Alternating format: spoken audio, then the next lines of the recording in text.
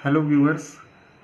आज की क्लास में हम एक बहुत ही इम्पॉर्टेंट प्रोबेबिलिटी डिस्ट्रीब्यूशन डिस्कस करेंगे, जिस प्रोबेबिलिटी डिस्ट्रीब्यूशन का नाम है बाइनोमियल डिस्ट्रीब्यूशन। ठीक, तो बाइनोमियल डिस्ट्रीब्यूशन को बर्नौली डिस्ट्रीब्यूशन भी कहा जाता है।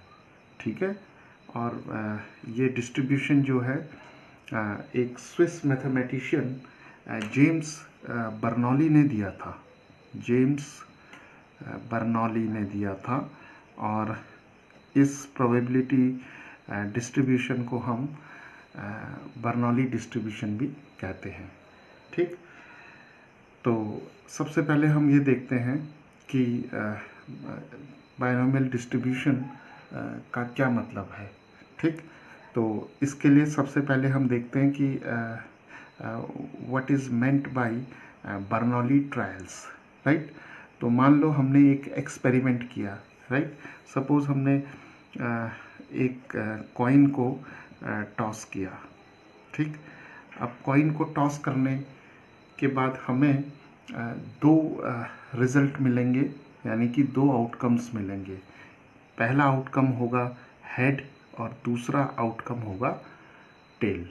ठीक, तो जो ट्रायल इसमें वर्ड है, इस ट्रायल वर्ड का मतलब ये है कि परफॉर्मिंग अ रैंडम एक्सपेरिमेंट।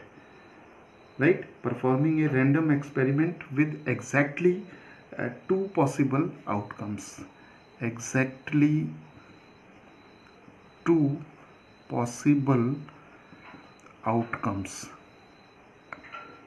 तो बाइनोमियल डिस्ट्रीब्यूशन या बर्नौली डिस्ट्रीब्यूशन ऐसा प्रोबेबिलिटी डिस्ट्रीब्यूशन है जिसमें कि एग्जैक्टली जो है हमारे पास दो आउटकम्स आते हैं।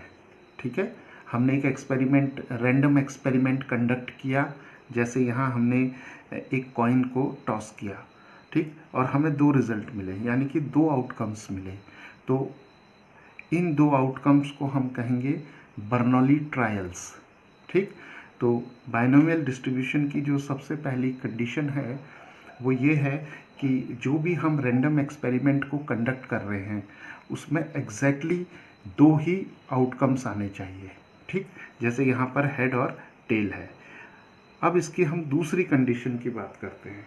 ठीक, ये जो दो ट्रायल्स हमारे पास आते हैं, ये दोनों ट्रायल्स जो हैं ये इंडिपेंडेंट होने चाहिए। The trials should be independent. अब इस इंडिपेंडेंट का मतलब क्या है? इस इंडिपेंडेंट का मतलब ये है कि एक ट्रायल के आने की जो प्रोबेबिलिटी है, एक आउटकम के आने की जो प्रोबेबिलिटी है, वो दूसरे आउटकम के आने की प्रोबेबिलिटी को अफेक्ट ना करे।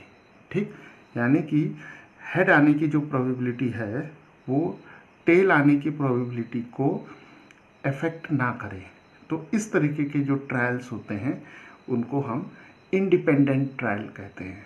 ठीक, तो बाइनोमियल डिस्ट्रीब्यूशन या बर्नौली डिस्ट्रीब्यूशन की दूसरी कंडीशन ये है कि हमने एक्सपेरिमेंट को कंडक्ट किया, हमें एग्जैक्टली दो पॉसिबल आउटकम्स मिले, और उन दोनों पॉसिबल आउटकम्स की जो प्रोबेबिलिटी है वो एक दूसरे से इंडिपेंडेंट होनी चाहिए। इस बात को हम ऐसे भी कह सकते हैं कि हमने रैंडम एक्सपेरिमेंट को कंडक्ट किया, और जितनी भी बार हम रैंडम एक्सपेरिमेंट को कंडक्ट करेंगे, इन दोनों आउटकम्स के आने की प्रोबेबिलिटी सेम रहनी चाहिए।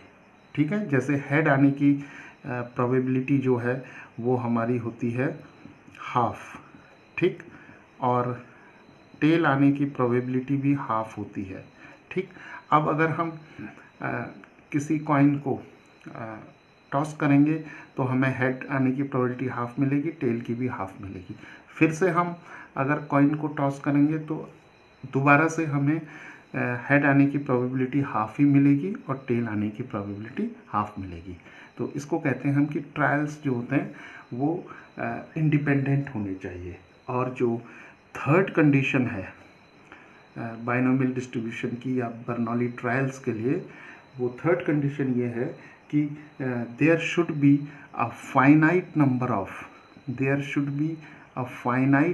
Of trials.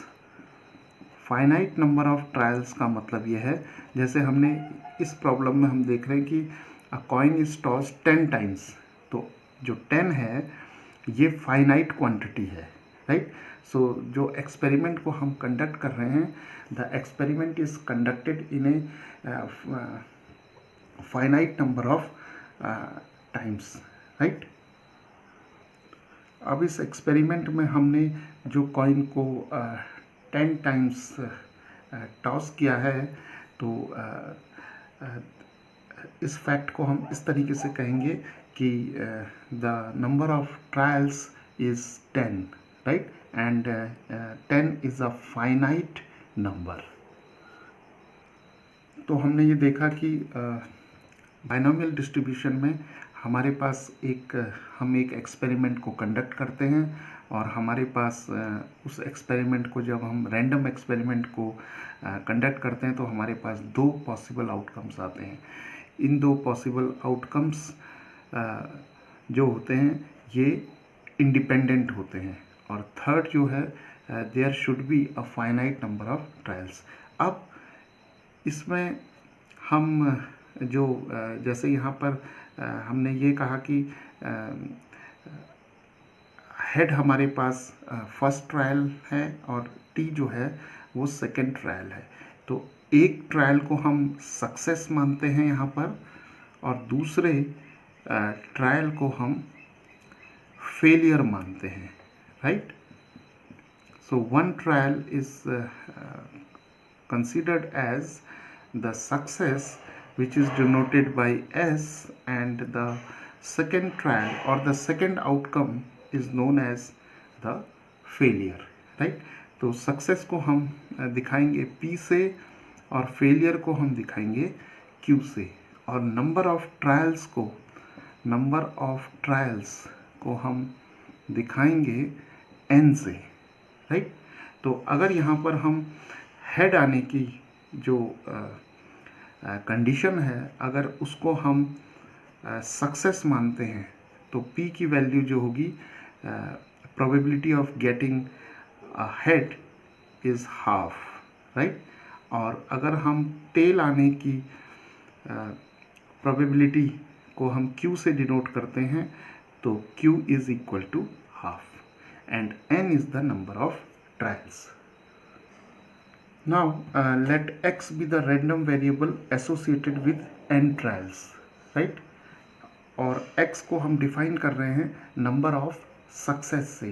इसका मतलब ये है कि अगर रैंडम एक्सपेरिमेंट को हम n टाइम्स परफॉर्म कर रहे हैं और x को डिफाइन कर रहे हैं नंबर ऑफ सक्सेस से, तो बाइनोमियल डिस्ट्रीब्यूशन में हमें r सक्सेस के लिए, राइट, आर सक्सेस के लिए क्या प्रोबेबिलिटी होगी, इसके लिए जो एक्सप्रेशन है वो एक्सप्रेशन होगा P x equal to R is given by NCR, then we have P raise to R and Q raise to N minus R, right. So binomial distribution में हमें अगर x जो है वो रैंडम वेरिएबल है which is associated with n trials, और x को हम डिफाइन कर रहे हैं नंबर ऑफ सक्सेस से, और नंबर ऑफ सक्सेस के लिए हमारे पास जो प्रोबेबिलिटी है, राइट, जो 2 आउटकम हमारे पास आएंगे उनकी प्रोबेबिलिटी अगर p और q है, तो r सक्सेस के लिए, राइट, r सक्सेस के लिए जो प्रोबेबिलिटी हम निकालेंगे, उसके लिए जो एक्सप्रेशन है वो है NCR P raise to R times Q raise to N minus R, right. जहाँ पर NCR जो होगा उसके लिए एक्सप्रेशन है हमारे पास N factorial divided by R factorial N minus R factorial, right. So अब हम इस प्रॉब्लम को इस फॉर्मूले की सहायता से सॉल्व करने की कोशिश करते हैं। सो व्यूअर्स, यहाँ पर हमारे पास जो प्रॉब्लम है, अ coin is toss 10 times. So 10 times means tossing a coin is considered as a trial, right? So tossing a coin is considered as a trial, and this trial is known as Bernoulli trial, right. अब यहाँ पर हमें coin को जब हम toss कर रहे हैं तो हमारे पास दो आउटकम्स आएंगे। पहला जो होगा वो होगा गेटिंग अ हेड, राइट, और दूसरा जो होगा वो होगा getting a tail, right.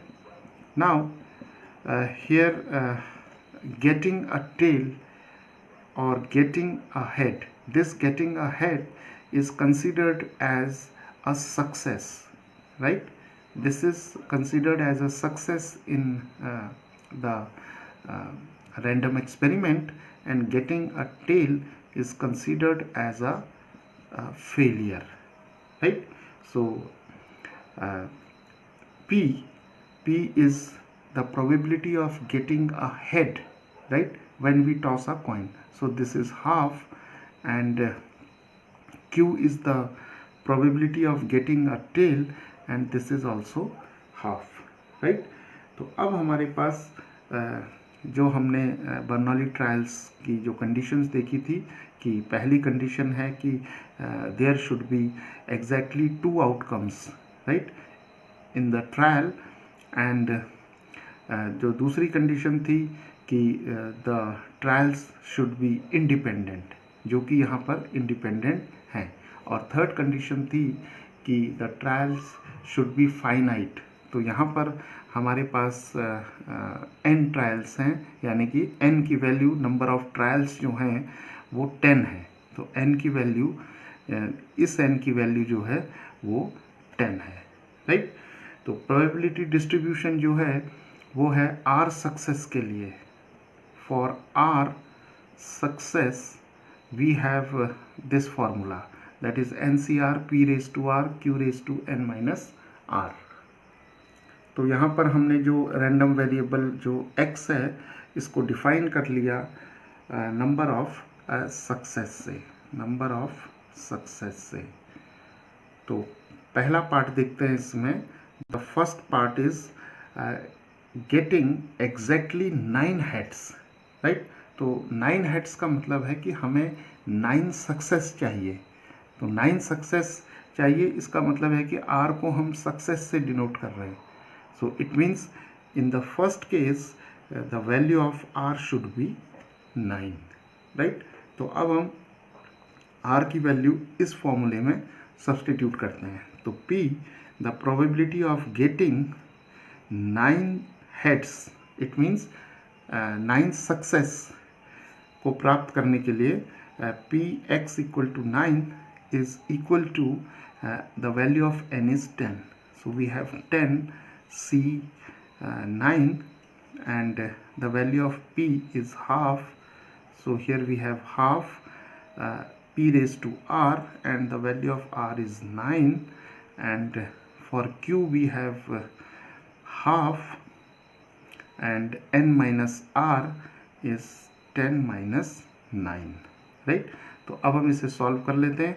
10C9 को हम इस फॉर्मूले से सॉल्व करेंगे। 10C9 is 10 factorial over 9 factorial, और 10 minus 9 is 1 factorial. So we have this is 10 times 9 factorial divided by 9 factorial, and 1 factorial is 1. So 9 factorial and 9 factorial get cancelled, so we are left with 10, right? तो यहाँ पर हमारे पास आ गया 10, और ये बन जाएगा हमारा 1/2 रेज टू 9, और ये बन गया हाफ रेज टू 1। तो इसको हम सिंप्लीफाई कर लेंगे, तो this is 10 multiplied 1/2 raise to 9, right. तो अब हम इसे अगर सॉल्व करेंगे तो हमारे पास आ जाएगा 5/512। तो इसका अर्थ ये हुआ कि जब हम किसी कॉइन को 10 टाइम्स थ्रो करेंगे, राइट, 10 टाइम्स जब हम इसे थ्रो करेंगे तो इस 10 टाइम्स में हमें एग्जैक्टली 9 हेड्स मिलने की जो प्रोबेबिलिटी है वो 5/512 है, राइट। तो यहाँ पर एक और बात मेंशन करना इम्पॉर्टेंट है कि जो P है, P is the success and Q is the failure. तो प्रोबेबिलिटी की डेफिनेशन से हम कह सकते हैं P plus Q should be equal to 1, right.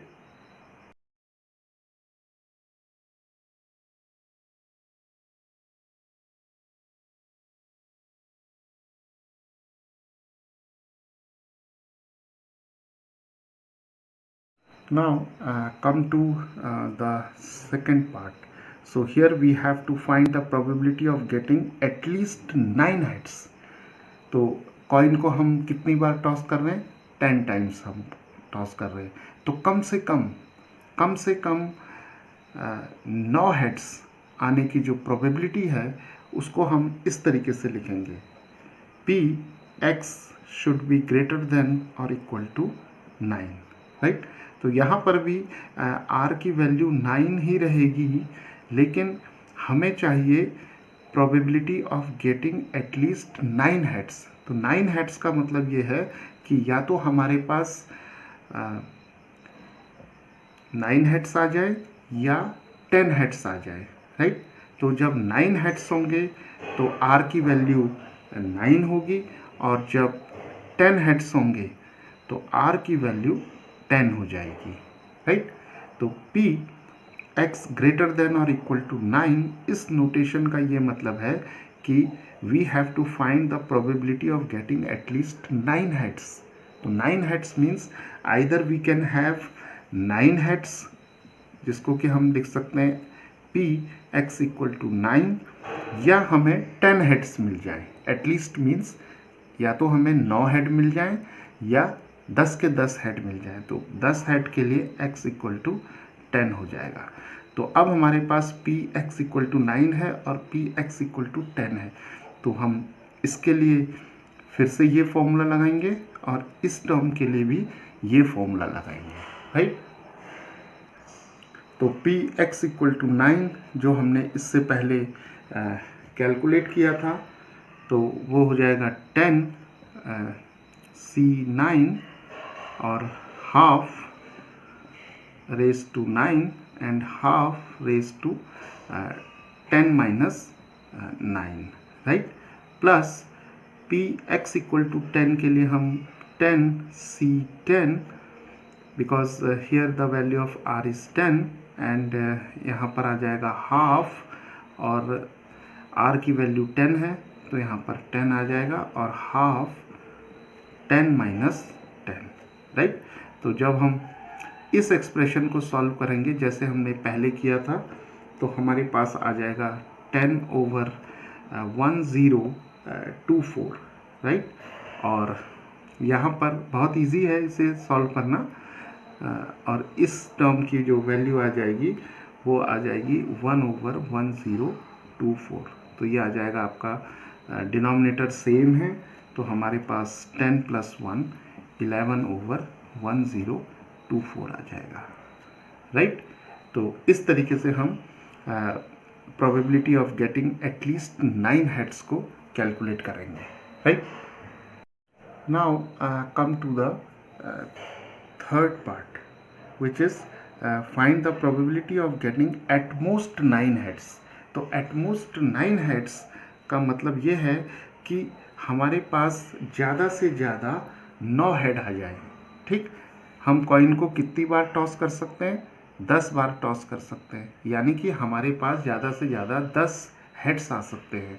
तो यहाँ पर ये कहता है कि find the probability of getting at most 9 heads, यानी कि ज़्यादा से ज़्यादा हमें 9 हेड मिल जाए।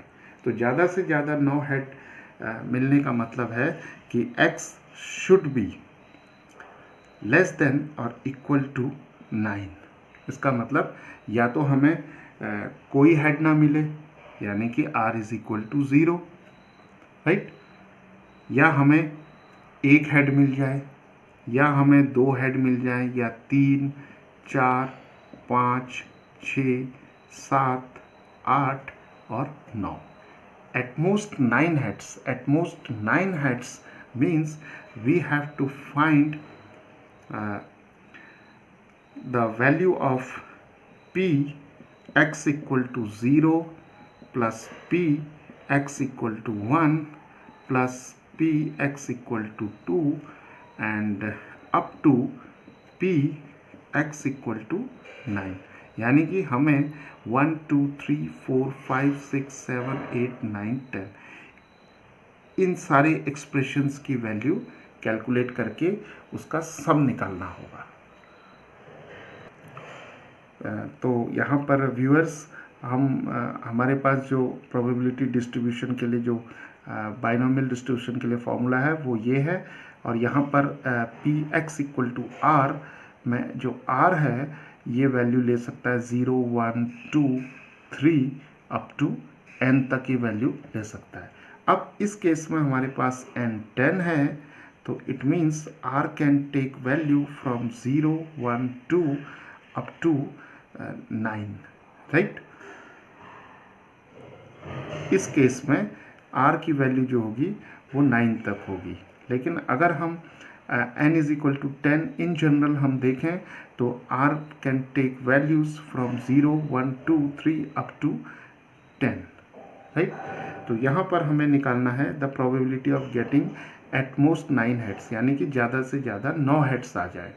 तो अब हमें यहाँ पर प्रोबेबिलिटी का एक रूल मालूम है कि the sum of all probabilities should be equal to 1। So the sum of all probabilities should be equal to 1। तो इस बात को हम इस तरीके से लिख सकते हैं कि sigma of P x equal to R and R varies from 0 to 10, it should be equal to 1, right.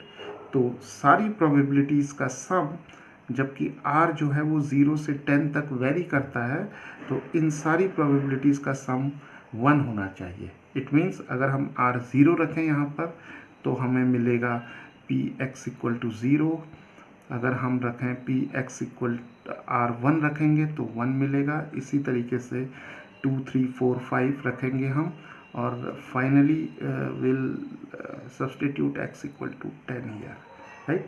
तो इन सब की वैल्यू का जो सम होगा वो इन सारी प्रोबेबिलिटीज़ का सम 1 होगा, ठीक।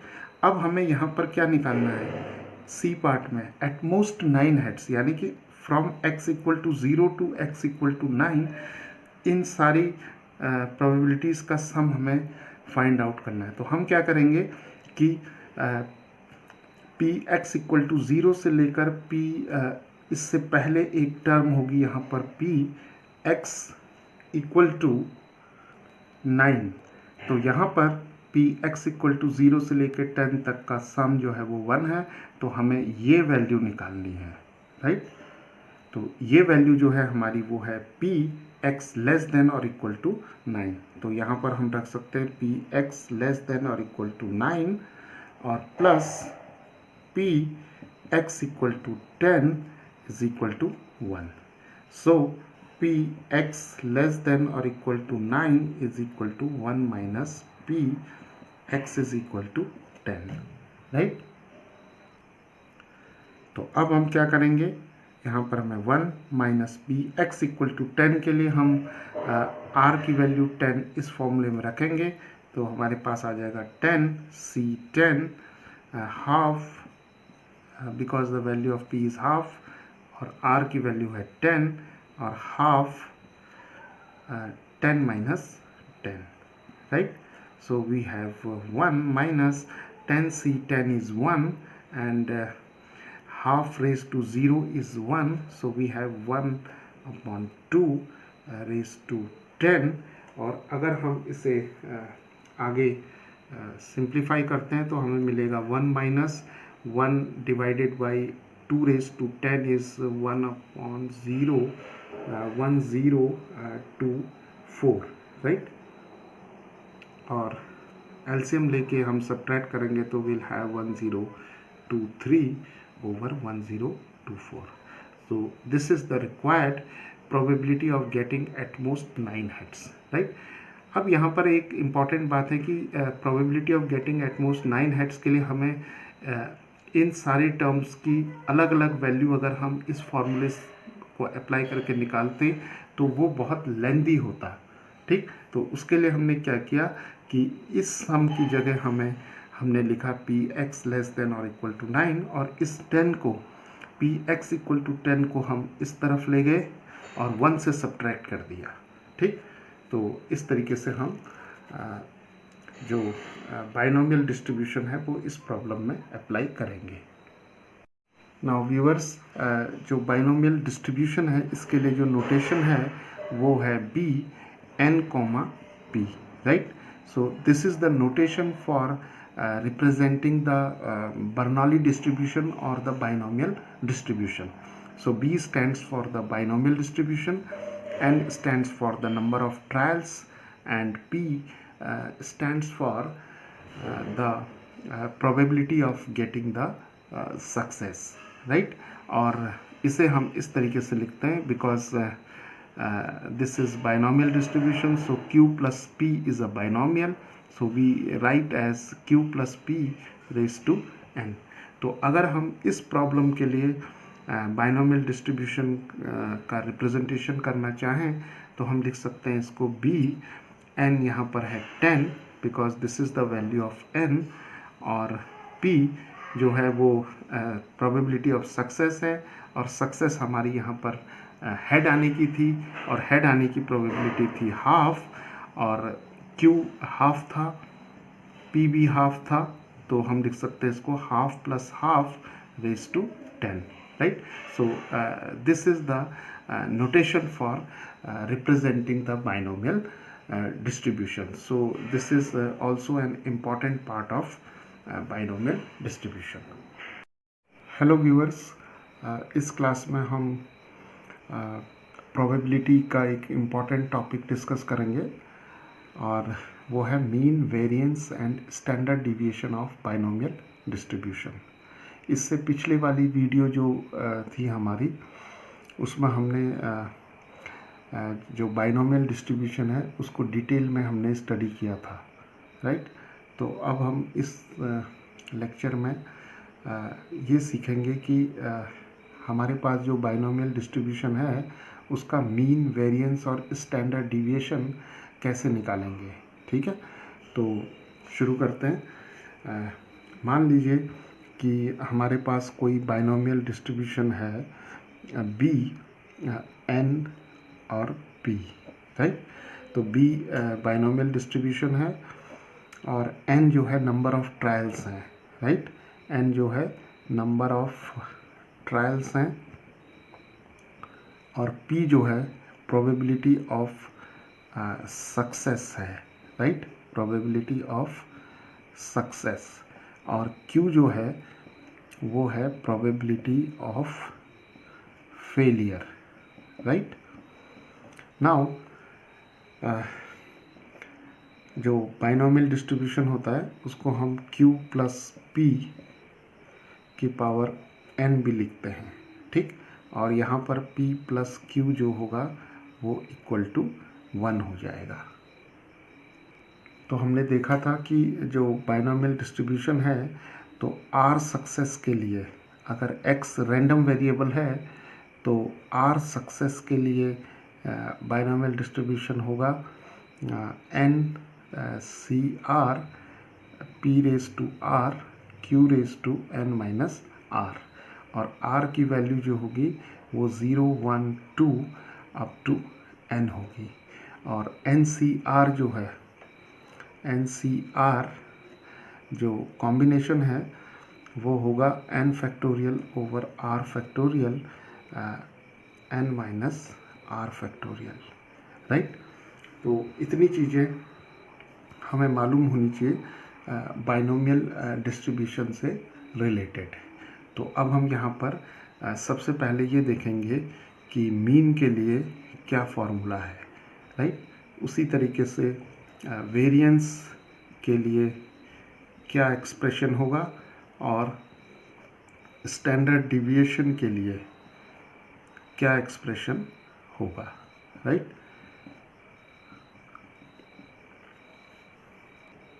तो मीन के लिए जो एक्सप्रेशन होगा वो होगा n multiplied by p, right. So किसी भी बाइनोमियल डिस्ट्रीब्यूशन के लिए जो मीन निकालेंगे वो होगा x bar is equal to the product of n and p। उसी तरह वेरिएंस के लिए जो फॉर्मूला होगा वो होगा n times p times q, right, the product of n p and q। और स्टैंडर्ड डिविएशन जो होगा वो होगा square root of the variance, and the variance is given by npq, right? So the square root of npq is the standard deviation for binomial distribution, right? So किसी भी binomial distribution के लिए हमें ये सभी बातें पता होनी चाहिए। तो अब हम इन तीन फॉर्मूलों पर बेस्ड कुछ प्रॉब्लम्स को सॉल्व करेंगे। तो पहली प्रॉब्लम है हमारी, find the mean of the binomial distribution. Binomial distribution के लिए शॉर्ट फॉर्म में हम b डॉट d डॉट लिख रहे हैं। तो find the mean of the binomial distribution b 4,1/3। अब अगर हम इसको b n, p से अगर हम इसे कंपेयर करेंगे तो हमारे पास n की वैल्यू आ जाएगी 4 और p की वैल्यू आ जाएगी 1/3। तो मीन जो आ जाएगा इस बाइनोमियल डिस्ट्रीब्यूशन के लिए जो मीन होगा वो हो जाएगा x bar is equal to the product of n and p। तो n की वैल्यू हो गई 4 और p की वैल्यू 1/3। तो 4/3 is the mean of this binomial distribution. अगर इसी डिस्ट्रीब्यूशन के लिए हमें वेरिएंस निकालना है तो वेरिएंस जो हो जाएगा वो np टाइम्स q हो जाएगा, राइट, npq। तो n की वैल्यू हो गई हमारे पास 4 और p की वैल्यू हो गई 1/3 और q की वैल्यू हम निकाल सकते हैं 1 माइनस p से, right, because p plus q is equal to 1, so q is 1 minus p, so it is 1 minus 1/3, that is 2/3। तो यहाँ पर हम रखेंगे 2/3, तो हमारे पास आ जाएगा 4 2 ज़ा 8, 8/9, right. So 8/9 is the variance of this binomial distribution. अब अगर हमें इसका स्टैंडर्ड डिविएशन निकालना है तो हम क्या करेंगे, standard deviation is square root of npq।